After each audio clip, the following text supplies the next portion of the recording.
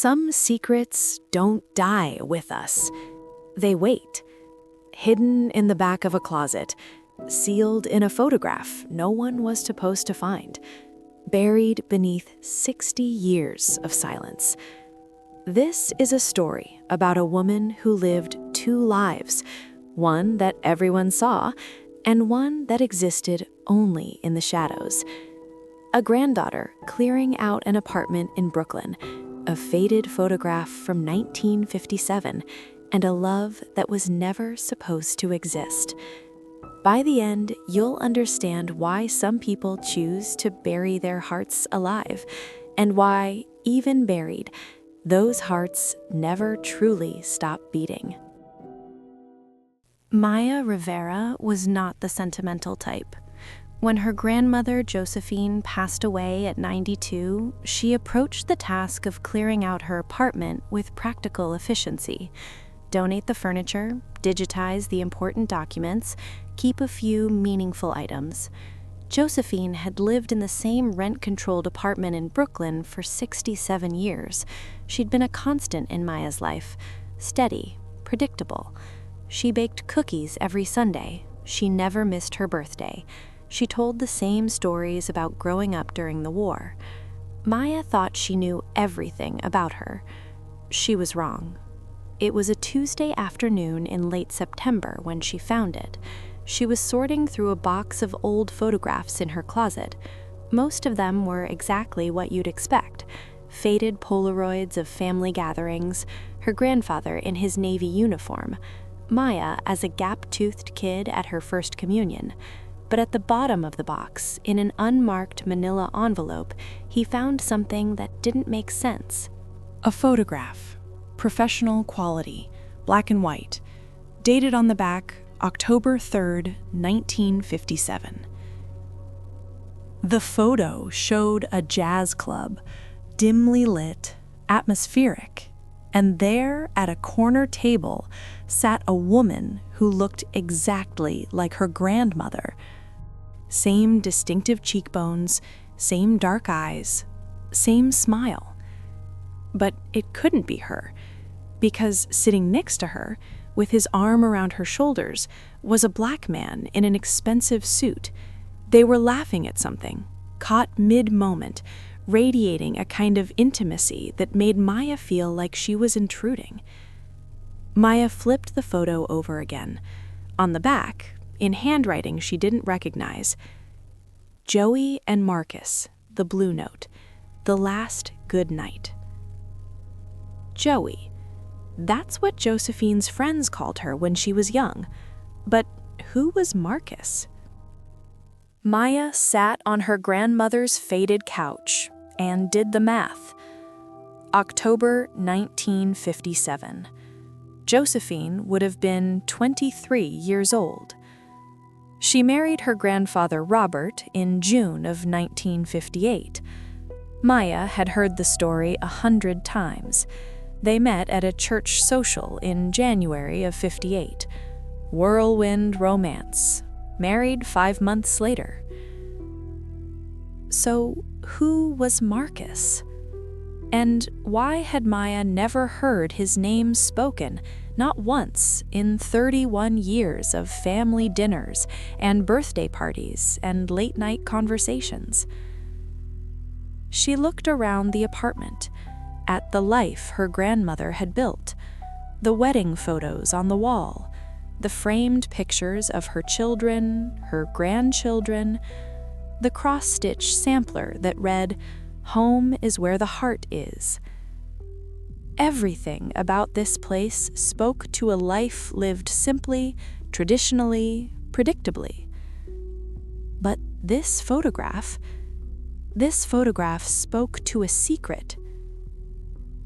Maya pulled out her phone and did what any millennial would do. She started searching. The Blue Note, a famous jazz club in Greenwich Village, still operating today, but in 1957 it was the epicenter of the New York jazz scene. Miles Davis played there, John Coltrane, Thelonious Monk.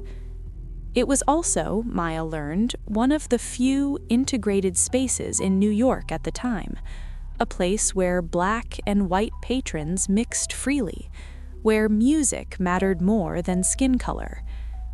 In 1957, interracial relationships weren't just frowned upon, they were illegal in 24 states. Even in New York, where they were technically legal, they were socially unthinkable for most people, especially for a young Catholic woman from a conservative Italian-American family, which is exactly what her grandmother had been. Maya looked at the photograph again, at the joy on her grandmother's face, at the way she leaned into Marcus, unguarded and free.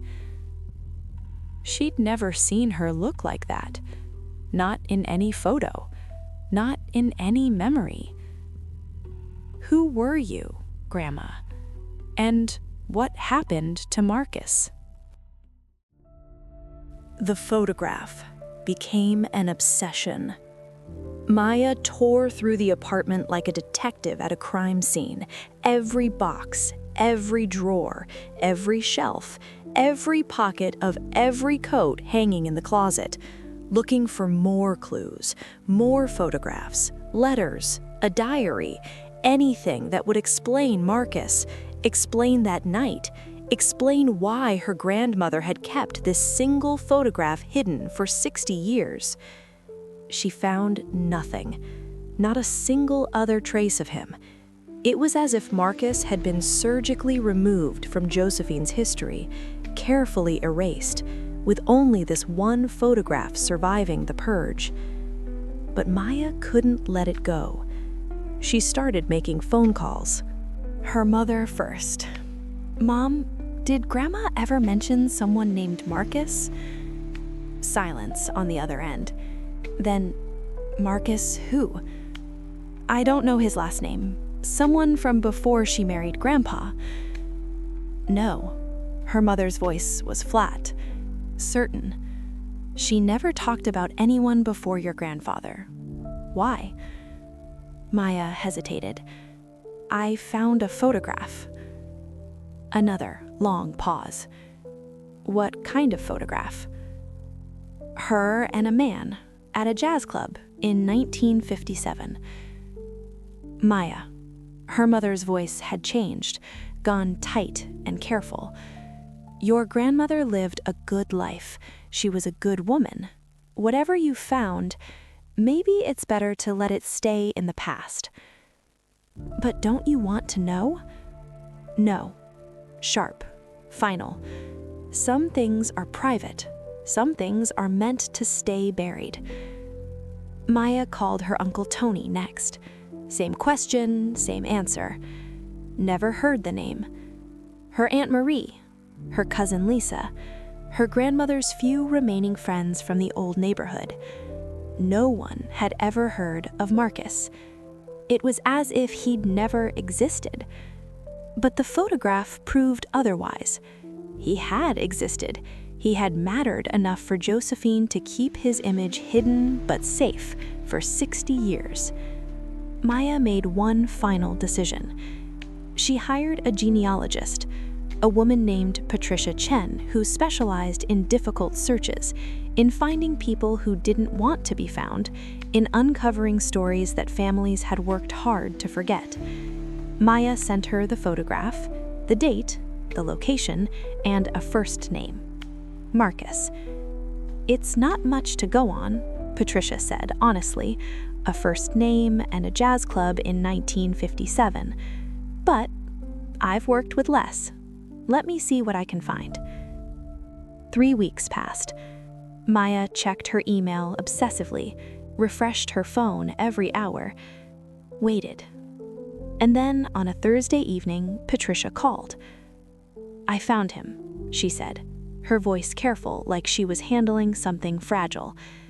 "Maya, you're going to want to sit down for this." Marcus Elijah Bennett. Born April 12, 1931 in Harlem. Died November 8, 2003 in Oakland, California. 72 years of life, documented in census records, newspaper clippings, and a single obituary that Patricia sent to Maya's email. Maya read everything 3 times, absorbing details, building a picture of a man she'd never known existed. Marcus had been a musician, a pianist, not famous but respected in the jazz world.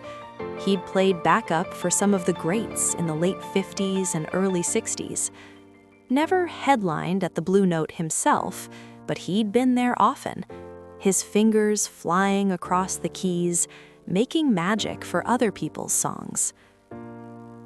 In 1959, he left New York, moved to Paris, like so many black jazz musicians did in that era, seeking a place where their talent mattered more than their skin color.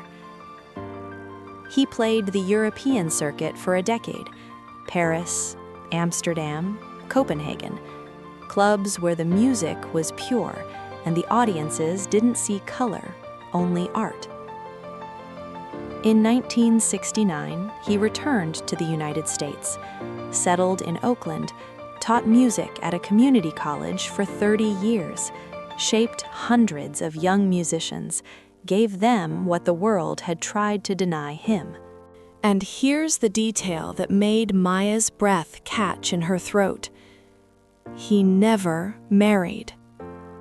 Never married. No wife, no children, no long-term partner mentioned anywhere in his obituary. Just a sister who survived him, and several nieces and nephews who remembered him fondly. Maya stared at those 3 words, never married. A man who'd lived for 72 years, who'd traveled the world, who'd created beauty with his hands, and he'd never found someone to share his life with.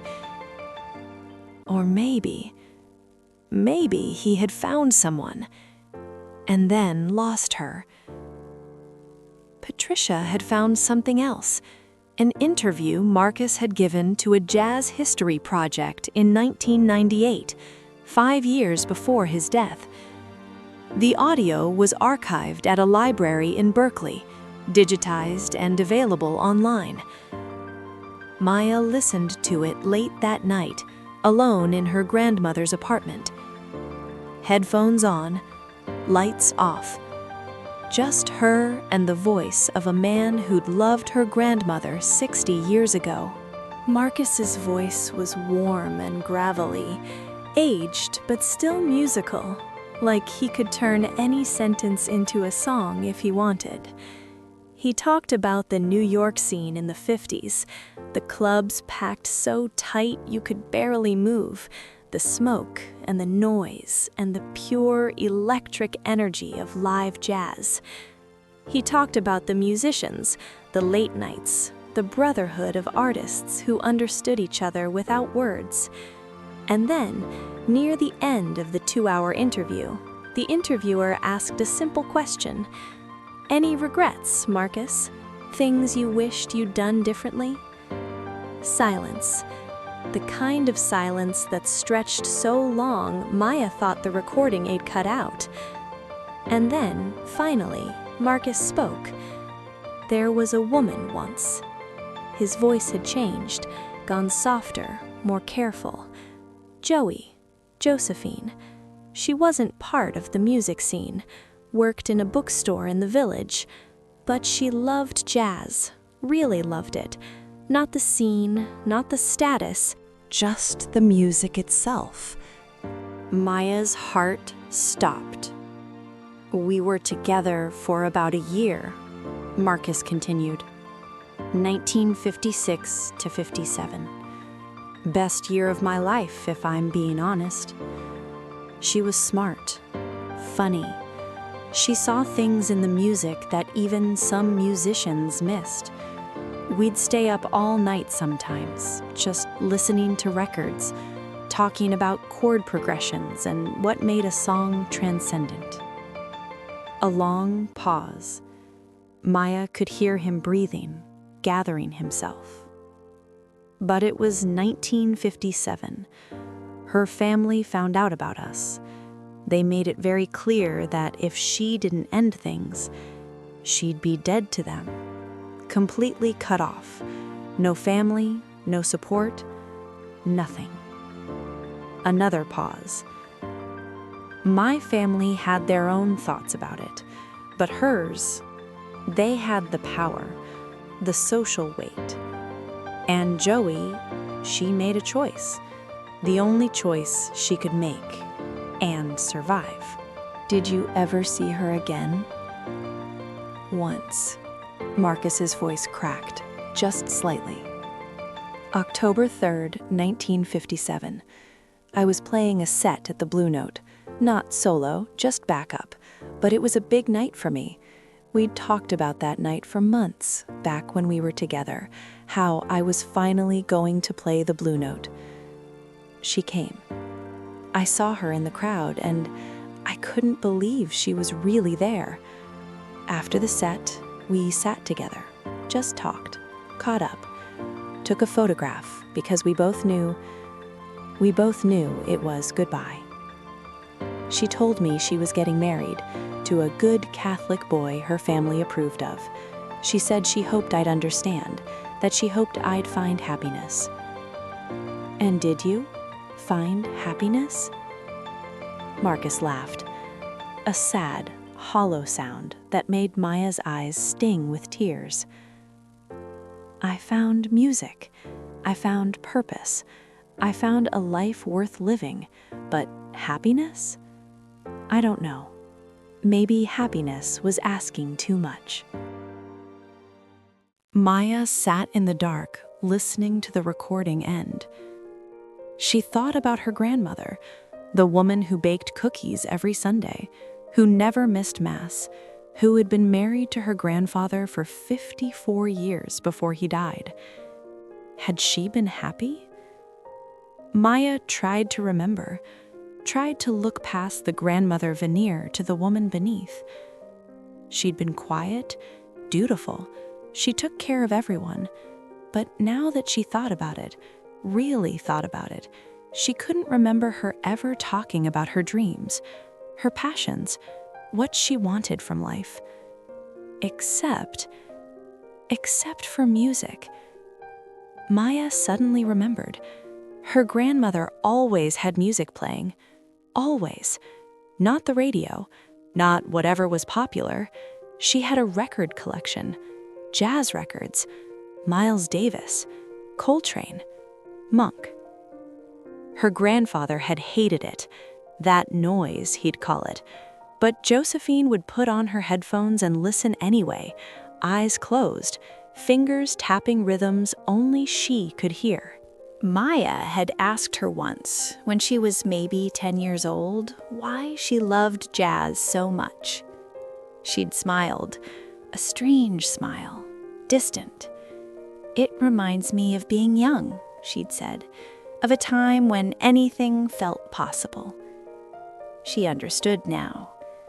Maya went back to her grandmother's apartment, to her bedroom, to the closet where she'd found the photograph. She looked more carefully this time, moved boxes, checked shelves, and there, tucked in the very back, behind winter coats that hadn't been worn in years, she found a small wooden box. Inside, ticket stubs from the Blue Note, dated throughout 1956 and 1957, a pressed flower, a program from a jazz festival, and one more photograph. This one showed just Marcus and Josephine, close up, intimate. He was kissing her forehead. She had her eyes closed, smiling. On the back, in her grandmother's handwriting, she wrote, "The life I chose to remember." Maya tracked down Marcus's family through the obituary. It took some detective work, cross-referencing names, searching social media, making awkward phone calls to strangers. But eventually she found Diane Bennett, Marcus's niece, now 63 and living in Sacramento. Maya explained who she was, what she'd found. She sent Diane the photograph from the Blue Note. Diane called her back within an hour. "Oh my God," Diane said, her voice thick with emotion. "That's her. That's Joey." "You knew about her?" Diane laughed. Not a happy laugh, a knowing one. The laugh of someone who'd been carrying someone else's secret for years. "Uncle Marcus never talked about her by name," Diane said. "But we knew, everyone knew there'd been someone important, someone who mattered." She paused, gathering her thoughts. "He kept a photograph on his piano his entire life, the same photograph you just sent me, a woman at a jazz club laughing. When I was a teenager, maybe 15, I finally got brave enough to ask him about it." "What did he say?" "He said, 'That's the woman I loved, the one who got away, or more accurately, the one I had to let go.'" Diane's voice softened. "Then he told me the whole story, how they met, how much they loved each other, how her family gave her an ultimatum." Maya could hear Diane breathing on the other end of the line. "After Uncle Marcus died, we found his journals, years and years of them, going back to the 50s. Most of it was about music, about students, about life. But there was this pattern we noticed." "What pattern?" "Every year, without fail, on October 3rd, he'd write an entry about her. Just one entry, one day out of 365, but it never stopped." Maya's hands were shaking. "What did he write?" Diane was quiet for a moment. When she spoke again, her voice was barely above a whisper. "I'll tell you what they all said. Every single year, the same thing, more or less. I wonder if Joey still listens to jazz. I wonder if she thinks of me when she hears Autumn in New York. I hope she found what she was looking for. I hope choosing her family over me was worth it. I hope she doesn't regret it, because I don't want her to carry that burden. At least then, one of us got to be free." Maya's hand pressed to her mouth, trying not to make a sound. "He loved her that much?" she finally whispered. "He loved her enough to let her go," Diane said quietly. "And apparently she loved him enough to keep his memory hidden for 60 years, protected, safe. That's not nothing, Maya. That's its own kind of forever." Maya drove to her mother's house with the photographs in a folder on the passenger seat. She didn't call first, didn't warn her. Some conversations need to happen face to face. Her mother opened the door, took one look at Maya's expression, and said, "You found more, didn't you?" They sat in the living room where Maya had grown up. The same couch, the same photographs on the mantel, everything familiar and safe. Maya laid out everything she'd discovered: the genealogist's research, Marcus's obituary, the interview recording, the wooden box with its pressed flower and ticket stubs. When she finished, her mother was crying. Not loud, dramatic crying, just quiet tears streaming down her face, the kind of crying you do when a truth you've always suspected finally gets confirmed. "Did you know?" Maya asked gently. "Any of it?" Her mother shook her head. "But it explains everything. God, it explains so much." She picked up the photograph from the Blue Note, the one that started it all. "I remember once, I must have been 16, I was complaining about some boy, some stupid teenage heartbreak. And Mom, Your grandmother, she got this look on her face, this faraway look, and she said, sometimes the person you love most isn't the person you get to keep. Her mother touched the image gently, tracing Josephine's young face with one finger. I asked her what she meant. She just shook her head and changed the subject. I thought she was talking about a friend or something. I never imagined. Her voice trailed off. She looks so alive here, her mother continued. So radiant. I've seen hundreds of photos of her, Maya. Wedding photos, birthday parties, holidays. But I've never seen her look like this. Do you think she regretted it? Choosing the family over him? Marrying Grandpa instead? Her mother was quiet for a long time, really thinking about it.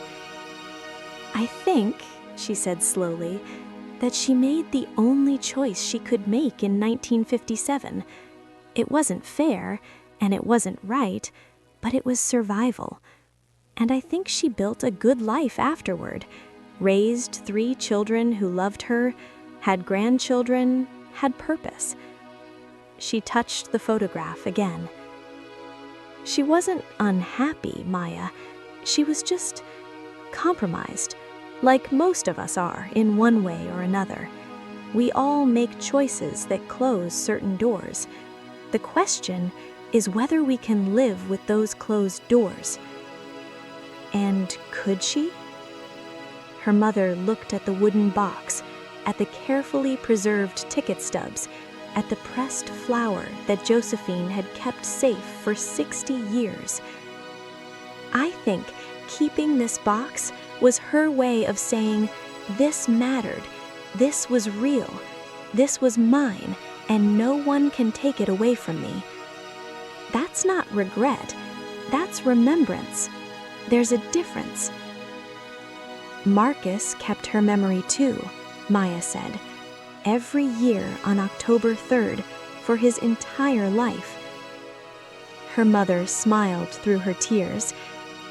Then they never really let go, did they? They found a way to love each other from a distance for 60 years, across an entire lifetime.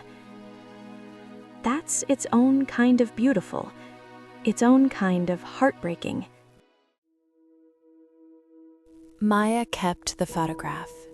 She had it framed, along with the ticket stubs and the pressed flower. She created a small memorial in her apartment, not hidden, not secret, out in the open. Because Josephine and Marcus deserved to be remembered, not as a scandal, not as a regret, but as 2 people who loved each other in a time when the world told them they couldn't. Maya never found out what happened to the pressed flower, where it came from, what it meant. Some mysteries don't need solving. But she did find one more thing.